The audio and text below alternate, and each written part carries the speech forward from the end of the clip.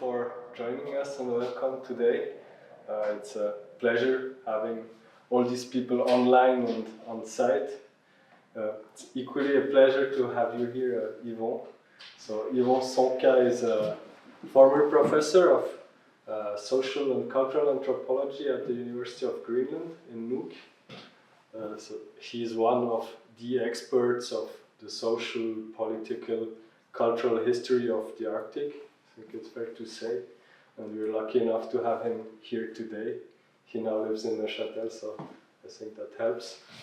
So today he will try to help us decipher the complex, challenging and often sensitive topic of the post-colonial Arctic, because I'm convinced it's very important that also natural scientists or people who do not engage with those topics on a daily basis are aware of the context in which they work. So thanks for accepting our invitation. I hope that Yvon will be able to assist you in the planning of your upcoming field trip. And yeah, I don't want to speak more than necessary, but maybe just one thing. On the 5th of September we have our annual conference, the Swiss Polar Day, so if you're interested, you're all more than welcome as well. And yeah, over to Yvon for your presentation. And yeah, for those online, Yvon insisted on the fact that despite that there will be also a Q&A session at the end, you should just shout if you have an urgent question to him within his presentation. So I hope this helps. And thank you so much, Basil. Welcome. And welcome everyone here in the room. It's nice to have people that I can see face to face. I unfortunately don't see you who are online, but I trust that you are following and that it is a pleasure to have you today. The title of the talk you've read, so we don't have to insist on that, and we can go right ahead. So, the contents, just so that you know approximately what I will talk about, a little introduction about why this talk and some concepts, and then I'll explain why do I speak about who lives in the Arctic today, what is the historical and political background, not so very deep in time, but less than a century, today's ways of life and some cultural aspects. It will go very fast, we can't go into detail. I've chosen to cover a lot of things, and then you yourself, if you're interested, you can and go beyond and further. I can help you with that. And finally, a part about what it means to be a researcher as guest, the attitudes, the codes of conduct, the permits, if that may help you. In terms of concepts, the thing is, in the title, researchers as guests. We are guests because we're going to some place that is inhabited, that belongs to a country, and that belongs to certain people. And I show this picture because you can see in gray the land masses and in colors the economic zones that go beyond shore, 200 miles, and that shows you that even if you work on the sea ice, you are still under the jurisdiction of a country. And remember that Inuit, for example, use the sea ice and the sea to go hunting. They sometimes even live on the sea ice as long as it lasts. And the only places that are not a no man's land are the hatched parts here. Those are the free international waters, but I don't think many of you will get there. The people who were in the Mosaikin expedition maybe have been in that zone where they're free of any national jurisdiction, but that's not usually the case. And why is it not a no man's land? There are several layers, strata of human inhabitation in the Arctic. And from prehistory, we know that the Arctic was settled already 16,000 years ago. That may change with new discoveries, but at least 16,000 up to 4,000.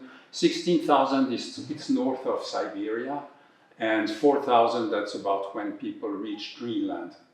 Since that time, the Arctic is inhabited, and it's not some place where you think, I arrive here, that belongs to no one, I'm free to do as I please.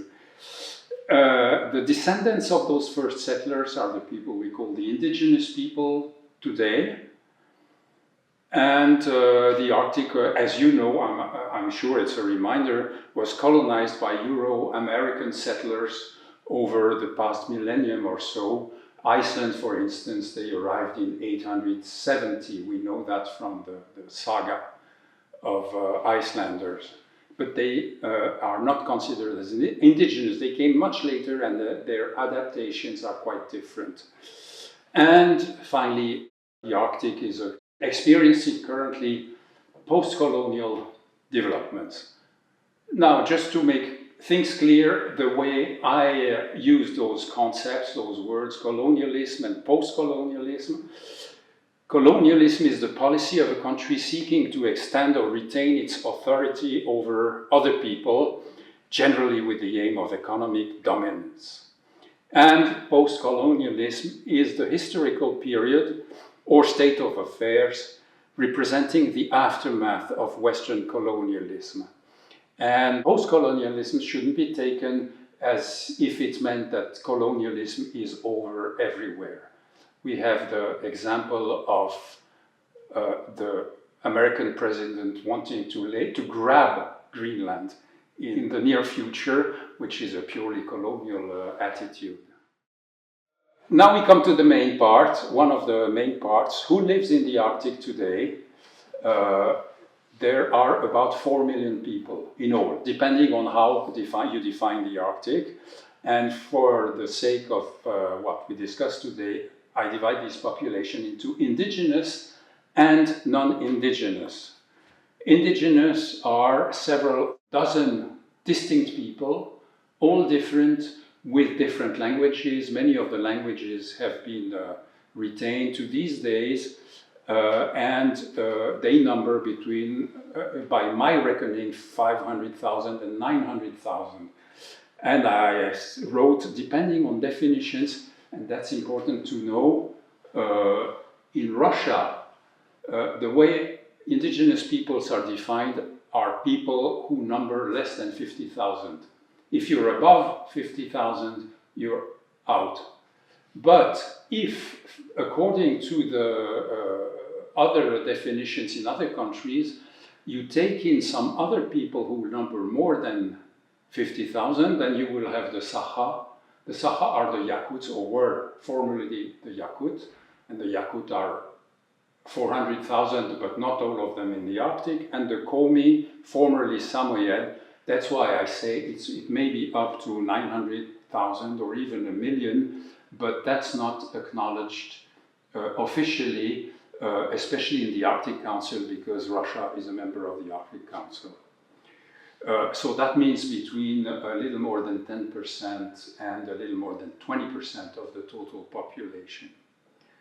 And the non-indigenous, who form the rest of the population, I subdivide into many generations. For instance, the Icelanders.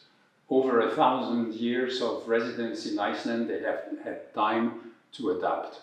They went as far as Greenland, as you may know, before year 1000, but they didn't thrive there, and they disappeared, and we still don't know exactly the reason why and how. In the 15th century, there was not an Icelander Viking left in Greenland. That means adaptation was not that very good, while at the same time, the Inuit were thriving there in the same environment.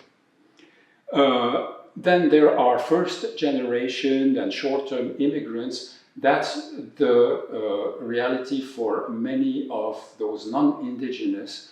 They go to the Arctic because there's a job there, there are opportunities, and when the economic tide turns, they move out again. And well, there is also strata of transients, people who work on oil and gas industries. They may be flown in for a week or a month, flown out, and they won't do that all their life until their pockets are full. So, indigenous people, 10, 20%, maybe 25% of the total population, but this is a point I want to emphasize today. They have a great importance in the politics and practice of research in the Arctic. So I'm showing you that I'm not a propagandist for indigenous rights. Well, I might be, but anyway, this is supported by the highest institutions surrounding Arctic research. So IASC and SCAR are the main organizers of the upcoming International Polar Year. They want that to happen in 2032-33. Let's see if that can be kept as a schedule. And their statement is, together, this initiative aims to build an IPY that reflects the aims, objectives, and needs of each organization, the international research community, as well as indigenous peoples and other residents, and so on. Indigenous peoples are mentioned. ICARP 4, have you heard about it? The International Conference on Arctic Research Planning, organized by IASC, International Arctic Science Committee, every 10 years. The last one was early this year, February maybe, or March, I forget. And the statement, the final statement says, the ICARP 4 process rests on the foundation of the recognition of and respect for indigenous peoples' knowledge and leadership in research, the value of diverse ways of knowing, and the need to invest in meaningful and equitable research collaborations. That leads us to thinking, what are those equitable research collaborations? Here also, very recent among those declarations, the Arctic Council is an intergovernmental, international organization that is of the highest level regarding the Arctic, ministerial level. Greenland, Denmark is taking over the chairmanship, which goes from one country to the other every 2 years.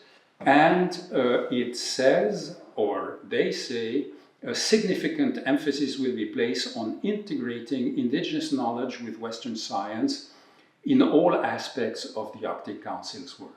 That's the declaration of the person who will be chairing the Arctic Council. She is the Foreign Affairs and Research Minister of Greenland, Yvon Csonka. Actually, she was a student of mine when I was there. So that you can see many things converging. And if you look at Switzerland, Switzerland devised an Arctic policy, which was published around 2019. It became an observer in the Arctic Council since 2017. And in their presentation, they showed the 6 pillars of the Swiss polar policy, and I highlight a couple of them. Support Arctic research and education institutions, that's you, the Swiss Polar Institute, and show solidarity with indigenous peoples and inhabitants. And thus Switzerland is represented in half of the working groups of the Arctic Council, among them the Sustainable Development Working Group, where we work alongside the indigenous participants who have a full voice and are very much heard in the Arctic Council, even though they don't have the right to vote. But the countries will usually not go against the opinion of the permanent participants. To continue with the population, here you see the sizes. Those are the sizes of the circles. of the population of the different region and the share of indigenous population in those countries, and you see that it varies quite a lot. Iceland green, it's considered non-indigenous because Icelanders are actually of European extraction, and they've always kept the relationship and the culture pretty close to European culture. Elsewhere, you see that it varies pretty much, and the darker browns are in Greenland, Nunavik and Nunavut in Canada, where in Greenland it's about 90% indigenous. In Nunavut it's also very high, not far from that, and a little less in other places. In Russia it may be different than what I show here, because that map is not so very recent, and you will see that there have been demographic changes in Russia. This one you've seen on the call for this talk. It's just that you see the diversity of indigenous people, their names, their language families. On the left side, that's the west, in blue, Inuit and Yupik and Aleut, and south of them, Athabascan Amerindian tribes, First Nations in Canada, and in Russia, very different groups, different languages, and in Europe, of course, the Sami in Northern Europe. A little bit of history. What happened since World War II? Some trends, there are many more. Increased exploitation of renewable resources. That's in particular true of the Soviet Union. They sent people out to exploit the Arctic resources. They used the Gulag personnel to do that. On the side of indigenous people, all governments in all countries tried to settle those people down when they were nomadic, in order for the children to go to school, in order to administer them. And so they concentrated the population in villages, settled villages where none existed. In some cases, they moved the people, actually sometimes by force. One of the reasons was also to show the flag. For instance, in Canada, they moved some Inuit to the farthest island of Canada, Ellesmere Island. Why? Because they wanted to make sure that it would remain a Canadian territory, already because the Americans might have been interested. Social engineering and state paternalism, that's typical of that colonial period. The people from the south know better than the local people the way the local people should live, and they tried all kinds of experiments to make them enter the mold of basically the cultures of Europe and North America, and they attempted assimilation. That's the case in most countries. We know that about the Sami. There were some very sad examples that came out in the media recently about boarding schools in Canada, for instance, but that's not the only place. That was those boarding schools, the goal was to make good little Canadians or Norwegians out of the local indigenous children, with very sad success, because those children lost their culture, but they couldn't adapt to the new culture. And some lost their language. And in this context, that's where social problems emerged. If you probably know about, because it's all over the media, violence, suicide, abuse of alcohol, all related to the way they were treated, I must say. But at the same time, the southern governments introduced healthcare, education for the children. That means education the Western way, including Soviet, housing in new villages, welfare, And in many places, the indigenous people were almost crushed, but they rebelled, and they asked for devolution of power to them. That happened mostly in the West, and that was in the mood of decolonization worldwide, not just in the Arctic, but in Africa, for instance. And they got it. I'll show you after something about that. And more recently, climate and environmental change, and opening up to global influences, for instance, internet, which has an impact on local cultures. Here, Greenland, a coveted territory undermined by social misery. That was an article in Le Monde, which is the big newspaper in France, republished by Le Temps in March of this year. And I took from the summary, the Danish island of Greenland has one of the highest suicide rates in the world. And interestingly, at least they say, most of the island's social problems are rooted in the modernization of the territory carried out by the Danish authorities in the 20th century. I'm highlighting that because that's the type of victimization that the Greenlanders hate, actually. When I was in Greenland, there was this kind of articles in the Danish newspapers by the dozens.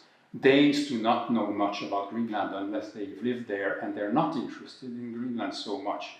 So they get journalists go to Nuuk, for instance, the big towns in Greenland.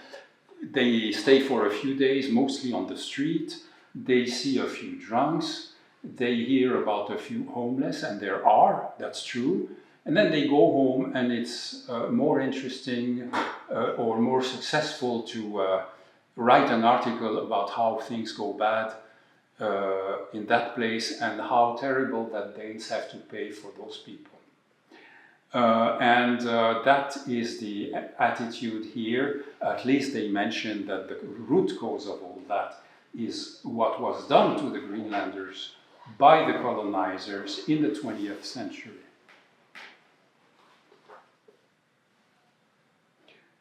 Actually, already in 1999, the premier of Greenland, Jonathan Motzfeldt, wrote about that period.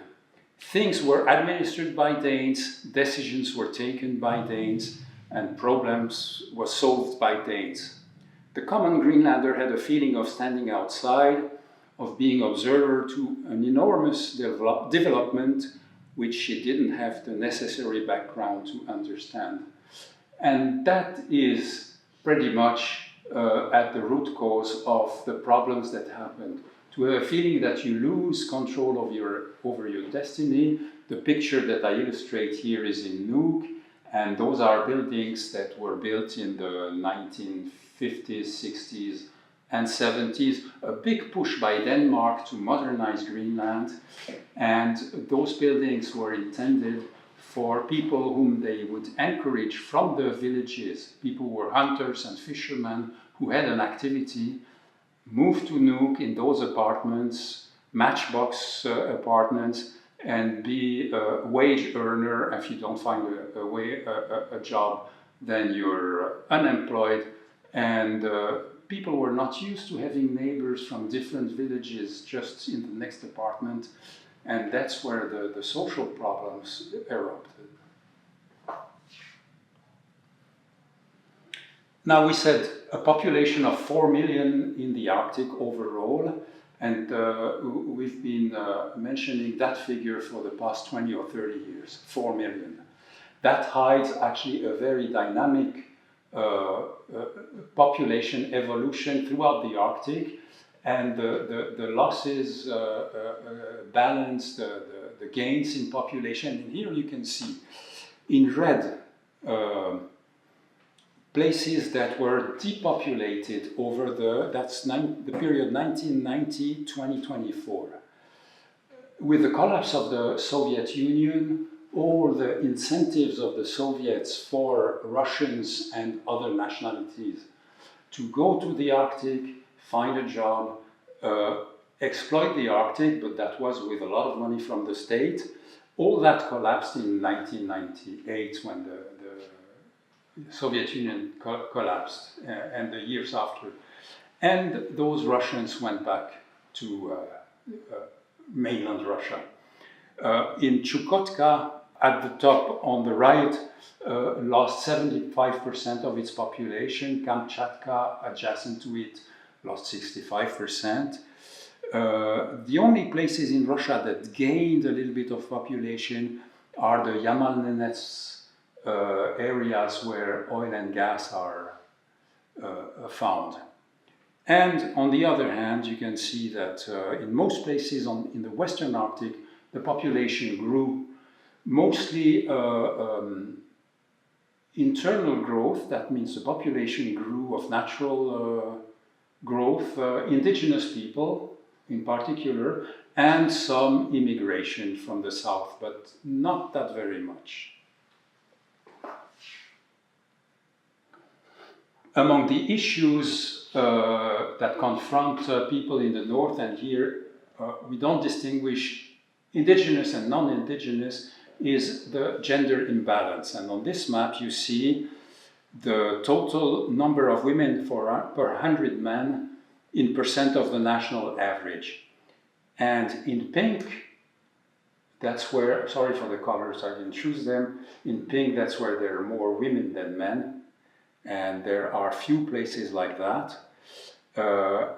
And the circles actually show the cities by size. And for instance, in Iceland, you have a big pink circle, that's Reykjavik. Icelanders are moving to Reykjavik, but more women than men. Elsewhere, you can see that there are places where women are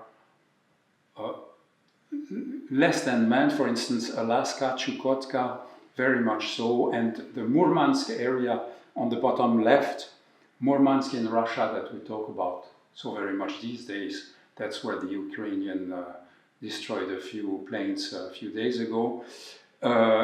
Why are there so many men compared to women? One reason is that the jobs, people are attracted to jobs that are pretty physical, working on oil and gas, working as loggers, and so that attracts immigrants, more men than women. And those guys either marry locally or they go back south after a few years. There is another phenomenon among indigenous people, and that's typical of Greenland. Greenland is also blue, although there's barely any immigration from Danes or from the south. Indigenous women are better educated than men, educate themselves better. They get higher degrees. The guys are still stuck with the hunting way of life and the traditional activities. And in order to get an education, women go to bigger places, cities, or even down south. And when they find out that life is easier and that they may find a boyfriend or a husband down south, they stay. And the villages are increasingly devoid of women. And that also creates social problems.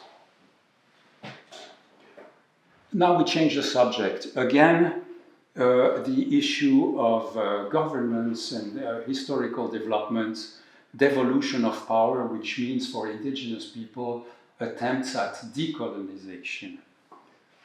And here, quickly, I'm going to show a number of dates. In the 20th century, it started in the USSR, 1930. At that time, the regime was still quite friendly to indigenous people. They created ethnic, national entities, many of which subsist to this day, but devoid of the initial meaning. At the end of World War II, Iceland became independent from Denmark, of which it was a part before. 1953, Greenland became a county. It was a colony, and its status was upgraded to part of the realm. Sami councils were created in 1956.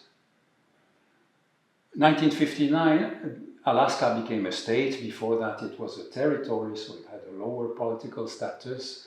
That was linked with the discovery of oil in North Alaska. And this also, Alaska Native Claims Settlement Act, they made an arrangement with what they call native people in order to share the land between places where the oil and gas could be drilled and other places that would belong to indigenous people. Quebec, James Bay Agreement, 1975, why their hydropower development? They needed to have an arrangement to settle that. Greenland got home rule. It asked for it in 1979. That means an arrangement where they had much more independence than before. In Canada, the Inuvialuit, that's the Fuchsia part of Canada, got an arrangement with the Northwest Territories of Canada. One watershed issue was, if someone remembers here, in 1987, Gorbachev made a speech in Murmansk, and that speech meant the Arctic should be a place of international cooperation, and that's the end of the Cold War, at least in the Arctic. That was very important because on that basis was the Arctic Council was created a few years later. In Canada, Nunavut was created in 1999, which is the main part of Inuit lands, 2 million square kilometers. Nunatsiavut in Labrador also got some arrangement. In 2007, the United Nations finally issued a declaration on the rights of indigenous peoples. The problem with the UN is they don't like to consider any other peoples than nation states. And that was a progress that, in this case, they did. Actually, the indigenous peoples pushed very much for it, including in Geneva. That all started at the UN in Geneva. In 2009, Greenland got self-government, which is the current arrangement, and which, as maybe you have seen, it's a little difficult to understand. They're part of the Danish realm, but their new constitution allows them, with the permission of Denmark, to gain full independence. And that's why Danes are suddenly so interested in Greenland these days, because they have competition. You can see we're down at the bottom of the page. Those things will continue, but we don't know in what kind of direction. Now to some cultural aspects of indigenous people. That may be the stereotypical way a lot of people see Arctic in the South. We see the way we see Arctic peoples. That's photographed by Jimmy Nelson, who actually went about the indigenous world worldwide and made pictures that reminded of the old ways of life. That's posed. It doesn't mean that it's wrong or false information, but they moved the snowmobiles out of the picture, and everybody has their nice traditional costume. Yamal is that red part of Russia in the north, and that's where the oil and gas fields are situated. The ones Yamal 1, Yamal 2, and the pipelines to Europe and the sanctions. That's where the Russians extract oil and gas, and that's about a little more like Nenet's life these days. They're reindeer herders, but they have a very hard time going around the oil and gas fields, and sometimes there's pollution, oil spilling in the marshes, And here, maybe not so visible in the picture, but on the horizon, the flames are flaring from those gas drills. Something else, the traditional activities here in Nuuk, Greenland, that's on the market. In most bigger villages in Greenland, you have a market where all you find is fish and meat, and that's seal meat here, and that reflects that the traditional activities are very much alive, and the food is very important for the people. First of all, the food coming from the south is very expensive because it's shipped a long way to a small market, and second, people in the north think they're better off health-wise with local food, even though they know that in many ways the food is polluted because it comes from the sea and the pollution there. But at the same time, in Greenland, you find, for instance, in yellow and gray, a young novelist, a young lady who writes about the LGBTQ milieu in Nuuk, and that's quite new. Beside that, Victor Hugo was translated The Miserables in Greenlandic, and the government makes a big effort to publish in their own language. And if you take a plane within Greenland, then maybe you're lucky enough to have a crew that is composed only of Greenlanders, and in this case, all are women, including the pilot and the co-pilot. So the modern part is always side by side with the traditional. And the identities, I spoke about those attempts at assimilation, but the identities have survived. Not unchanged, that's normal. Swiss identities are not the same as a century ago either.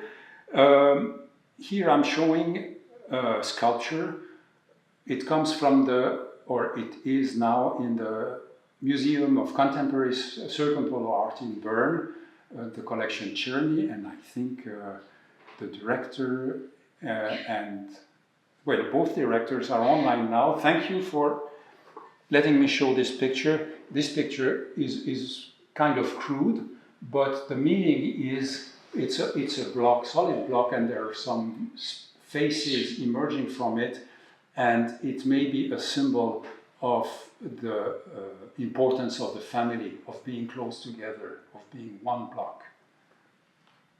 Again, a sculpture with the young sculpture above, also again from the museum in Bern, and this is a representation, I believe, of a shaman with his helping spirits. The helping spirits of the shaman are usually spirits of animals, and you can recognize some of them there, a walrus, a polar bear, the head of the shaman in the middle of all that. That is still underground, but alive in some ways, at least in the mentality. Music also, that's traditional throat singing, two young ladies from Nunavik, I believe, reviving the traditions of throat singing. And there's also the modern version, the Petserk sisters. They were in Europe very recently. I think now they're in Japan. Two sisters, Inuit, throat singing, but at the same time, modern music. They're mixing it. So the tradition and the modernity go together. And finally, to illustrate that, in my former university, an illustration of identity, modernity, and tradition. Graduation day, and you see for that important day, all the students are wearing the traditional costume. Their joy is very visible, and the proud parents are there cheering them. And those costumes, they take years to, one costume takes years to create, especially what they wear around their neck, that's with tiny glass beads. Anyway, sorry, I'm covering a lot of ground in not so much time, but we're coming in the last part. As researchers, we should know where we're going. We are guests. The place belongs to countries and to local people, and there is actually barely any place in the Arctic where people have not been before Europeans. The Greenland ice cap maybe because Greenlanders would not be so dumb as to go spend their time where there's nothing. And the Central Arctic, as I showed in the beginning. And here I try to imagine some of what may be stereotypical attitudes. If I'm wrong, at least on the side of the researchers, you tell me, but researchers may have a tendency to think, at least that was my attitude, or still in some ways is. I spent 10 years in the Arctic and I did a lot of field work, and I always had the feeling our research is disinterested. I didn't do that to become rich. And it is ultimately good for all of humanity. That may also particularly be the feeling when you investigate climate change. You think that's good for everybody. And therefore, it's also good for the local population. They should understand that. And therefore, what we do is legitimate. That's a normal attitude. But then you have to take into account the point of view of the people who are your hosts. And that's the way they see it. And I've talked to a lot of people over the years. Some, the attitudes are diverse, but researchers are considered as summer birds, visiting for a short season. Likewise the tourists, likewise the prospectors, and people who are gone when the winter comes, mostly.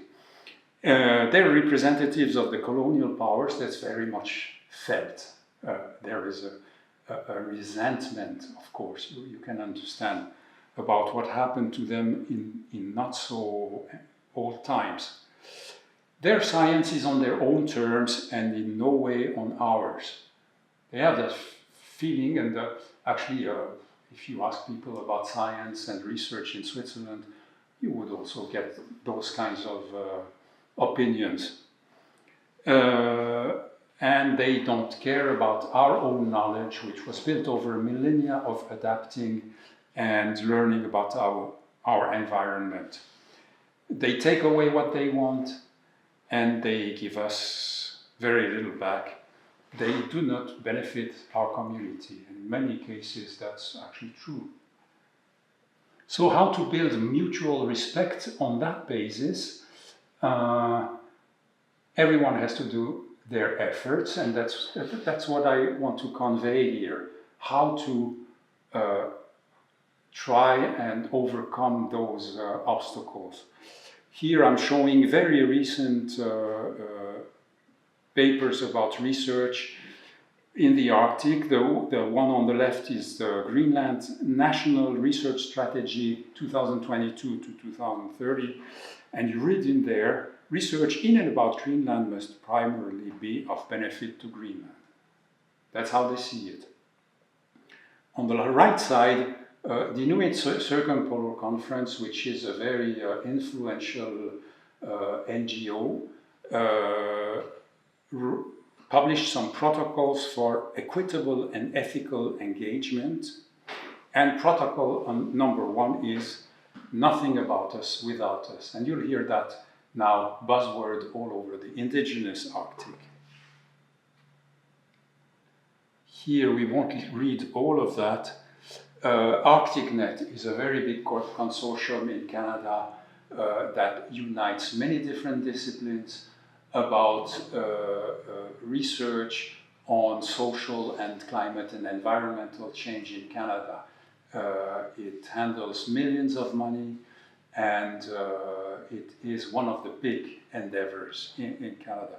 The first few words. First and foremost, all researchers who conduct research in the Arctic have to understand that they work on indigenous lands where respect of local, regional, territorial and indigenous knowledge systems, norms and guidelines is of crucial importance for respectful and efficient fieldwork.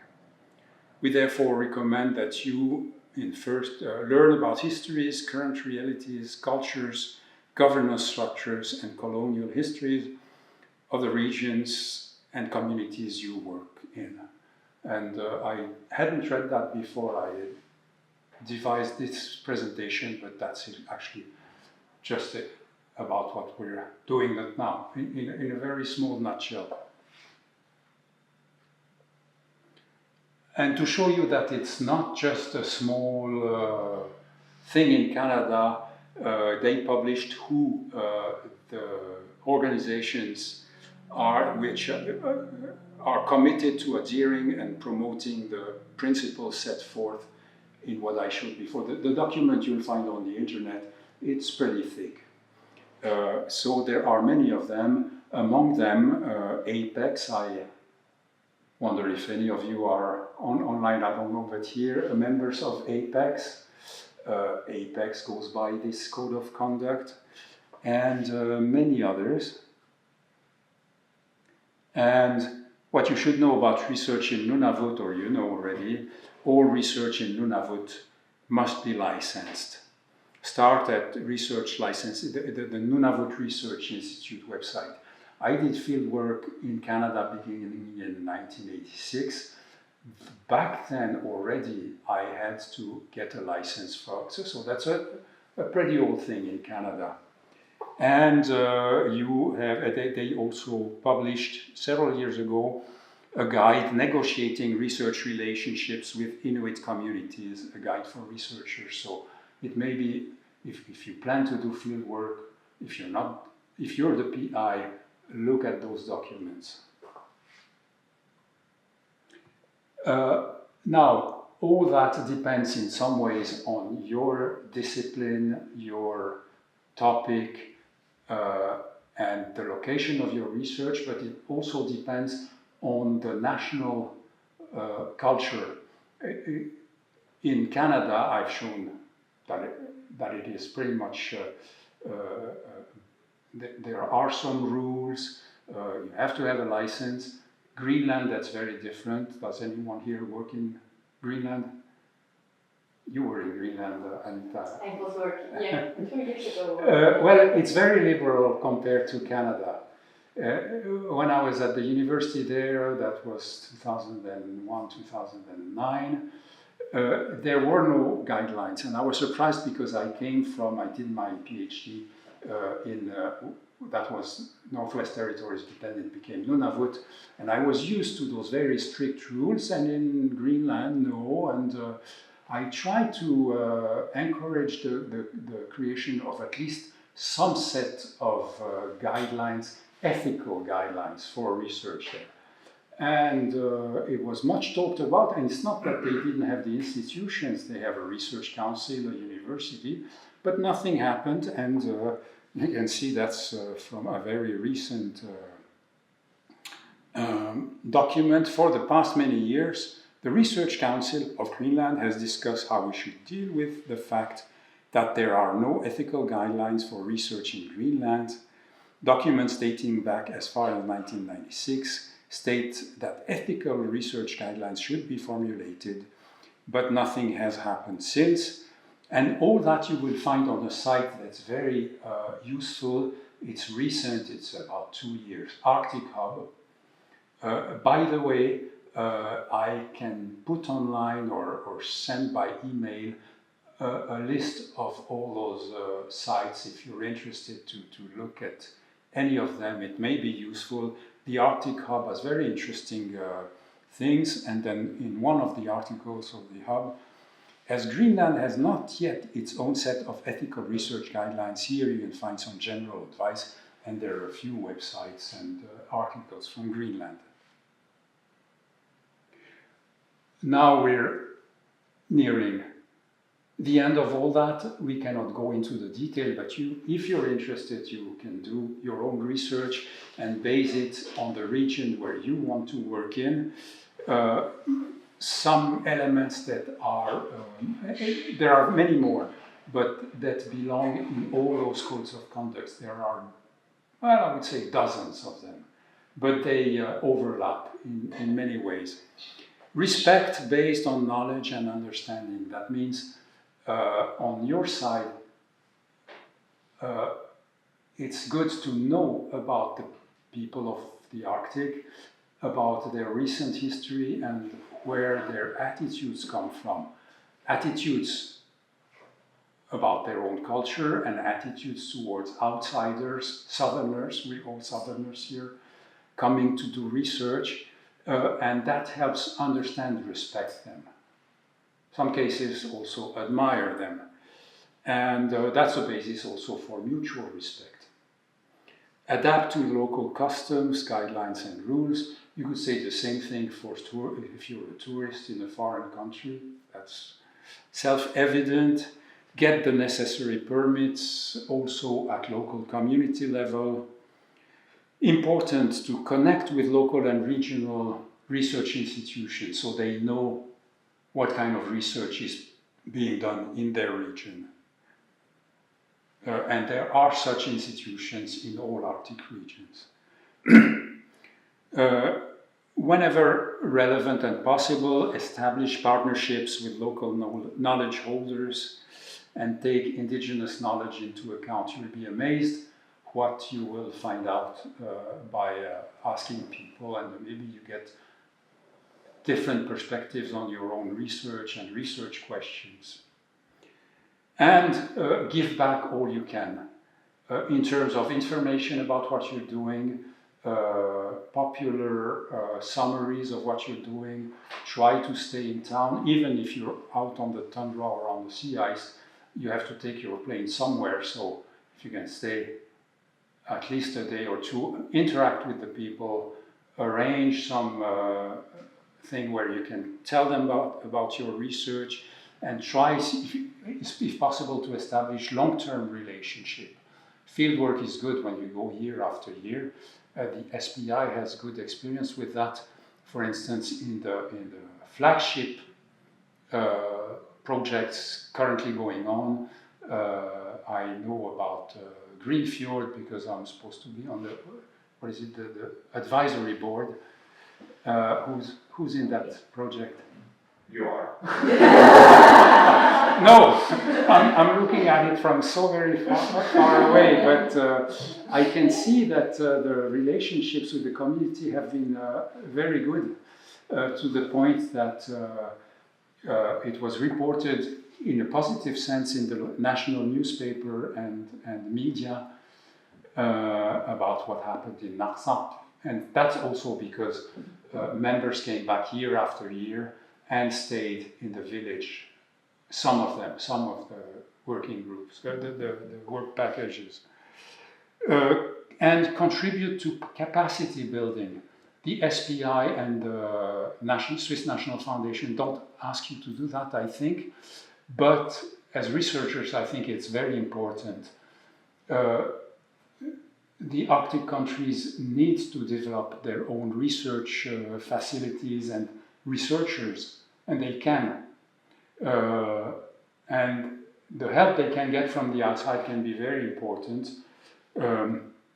There are ways to do that by talking to local people, hiring local experts, and even though your funding institution will not allow you to do that, try to put a little money on the side to sponsor the participation of local people.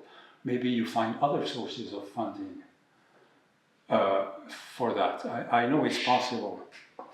Coming close to the end, just a couple of examples from my own field work years ago. That's on the sea ice near Clyde River, Kangertugapik in Baffin Island, North Baffin Island, Canada. During the International Polar Year, that was a multidisciplinary work. There were local experts, and not from just the region there, but others were from Thule, Anark, and others from Alaska, experts in use of sea ice.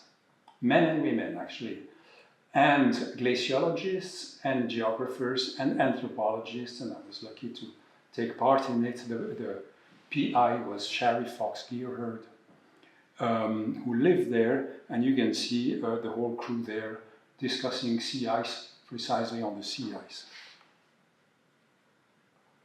That's another fieldwork I did in Chukotka for several years, archaeology in that case, and what I illustrate is school children from the nearest village. Actually, the nearest village, there are no roads, and the nearest village is 30 kilometers away, and we had to find transportation. That was very difficult, and pay for it, very expensive, but we got those school children and showed them what we were doing. And one or two stayed, I remember, for a few days helping us, were very interested. And you don't realize the impact that may have on their lives. They may decide that science research is interesting, maybe not archaeology, but something else, and that may influence their whole career. There's also what they will tell their parents, because some were quite skeptical about doing archaeology in the region, because those people are considered as their ancestors, the one that built those dwellings.